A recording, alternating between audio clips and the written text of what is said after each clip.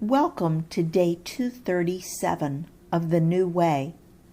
I'll read Matthew 22, 23 through 28.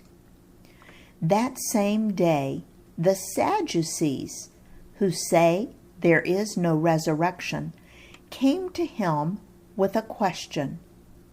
"Teacher," they said, "Moses told us that if a man dies without having children, his brother must marry the widow and raise up offspring for him. Now there were 7 brothers among us. The first one married and died, and since he had no children, he left his wife to his brother. The same thing happened to the second and third brother, right on down to the 7th. Finally, the woman died. Now then, at the resurrection, whose wife will she be of the 7, since all of them were married to her?" And I'll read Mark 12, 18 through 23. Then the Sadducees, who say there is no resurrection, came to him with a question. "Teacher," they said, "Moses wrote for us that if a man's brother dies and leaves a wife but no children, the man must marry the widow and raise up offspring for his brother. Now there were 7 brothers. The first one married and died without leaving any children. The second one married the widow, but he also died, leaving no child. It was the same with the third. In fact, none of the 7 left any children. Last of all, the woman died too. At the resurrection, whose wife will she be, since the 7 were married to her?" And I'll read Luke 20, 27 through 33. Some of the Sadducees, who say there is no resurrection, came to Jesus with a question.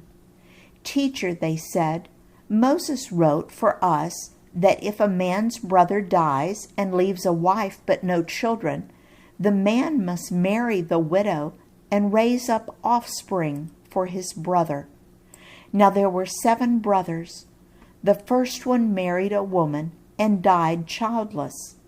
The second and then the third married her, and in the same way the 7 died, leaving no children. Finally, the woman died too.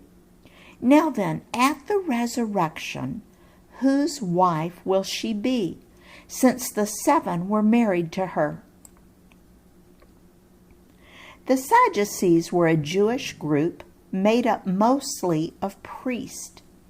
Unlike the Pharisees, who had created multiple new laws, the Sadducees focused only on the Pentateuch of Jewish scripture, or the first 5 books of our Old Testament. They were considered the experts in God's law. But through the years, they had invited the richest and smartest men of the community to join them. So they had become more of an elite social club. They loved learning the laws and discussing every aspect, but they didn't necessarily keep them themselves. They also held the erroneous belief that there was no resurrection of the dead. So they believed that when your body died physically, then the self died with it and ceased to exist. So it's especially interesting that they would ask such a question. Let's read Jesus' answer in Matthew 22, 29 through 33. Jesus replied, "You are in error because you do not know the Scriptures or the power of God. At the resurrection, people will neither marry nor be given in marriage. They will be like the angels in heaven. But about the resurrection of the dead, have you not read what God said to you? I am the God of Abraham, the God of Isaac, and the God of Jacob. He is not the God of the dead, but of the living.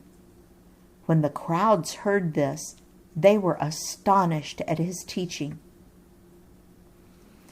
And Mark's version in Mark 12:24 through 27. Jesus replied, "Are you not in error because you do not know the Scriptures or the power of God? When the dead rise, they will neither marry nor be given in marriage. They will be like the angels in heaven. Now about the dead rising, have you not read in the book of Moses, in the account of the burning bush, how God said to him, 'I am the God of Abraham, the God of Isaac, and the God of Jacob'? He is not the God of the dead, but of the living. You are badly mistaken." And Luke's version in Luke 20:34 through 39. Jesus replied, "The people of this age marry and are given in marriage, but those who are considered worthy of taking part in the age to come and in the resurrection from the dead will neither marry nor be given in marriage, for they can no longer die, for they are like the angels. They are God's children, since they are children of the resurrection.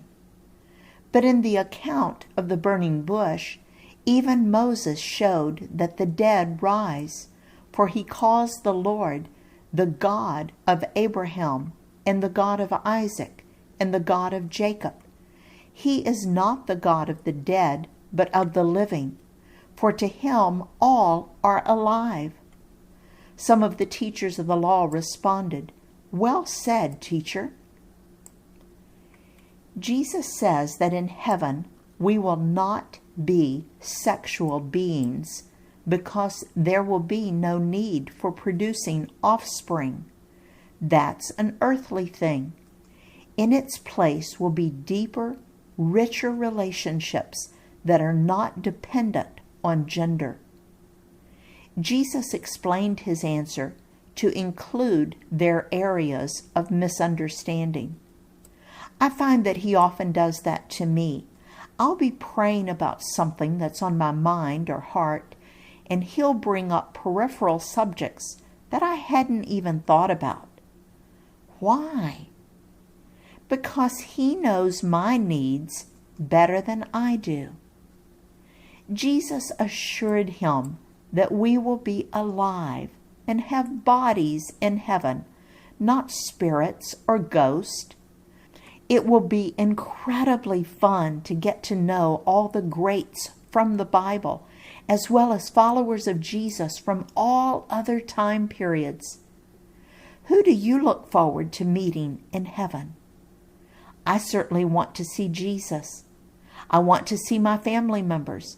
But after that, I think I would like to meet some strong women leaders in the Bible, like Deborah, or Huldah, or Priscilla. I would also like to meet Oswald Chambers, who wrote My Utmost for His Highest. But the person I primarily want to meet is you.